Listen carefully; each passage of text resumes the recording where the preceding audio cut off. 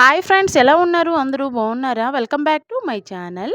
ఈరోజు మా అమ్మ వాళ్ళ ఇంటికైతే మళ్ళీ మేము వెళ్ళాల్సి అవసరం వచ్చిందండి. ఎందుకు అంటే చిన్న ఫంక్షన్ పని మీద మా అమ్మ వాళ్ళ ఊరైతే వెళ్ళామండి.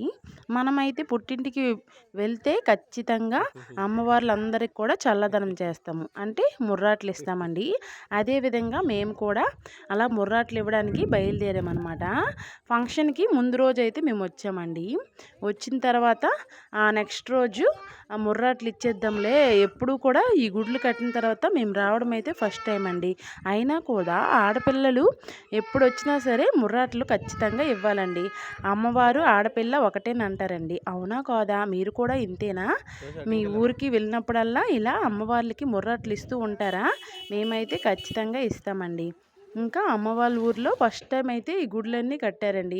అందుకని ముర్రాట్లు ఇవ్వాలని మా అమ్మ చెప్పింది, అందుకని ఇచ్చామండి. ఈ గుడ్లు ప్రతిష్ఠ అయినప్పుడు మేమైతే రాలేకపోయామండి. అందుకనే దేవుడికి ముర్రాట్లు ఇచ్చేస్తే ఖచ్చితంగా మళ్ళీ మా ఇంటికి వెళ్ళాలే అనుకున్నాము. అందుకని ఆ ఫంక్షన్ రోజే ఈ విధంగా వారంతో పని లేకుండా ఆ ఫంక్షన్ రోజే మేము ముర్రాట్లన్నీ కూడా ఇచ్చేసామండి.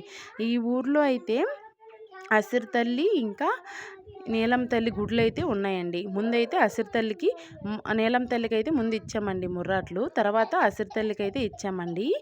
ఏ ఊర్లో అయినా సరే అమ్మవార్లు ఒకటే కదండి. మనము మన ఊర్లో ఎలా ఇస్తామో అమ్మ వాళ్ళ ఇంటికి వెళ్ళిన ప్రతిసారి కూడా అదే విధంగా ముర్రాట్లు అయితే ఇవ్వాలండి.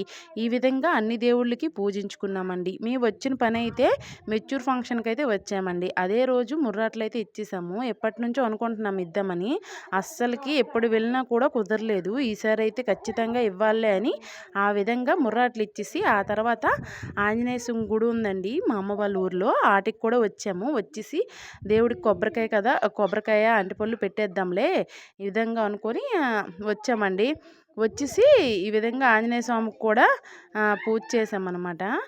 ఊర్లో మనము ఎన్ని దేవుళ్ళు ఉన్నా సరే అసిరి తల్లి, ఆంజనేయ స్వామి గుడి అయితే ఖచ్చితంగా ఉంటాయండి.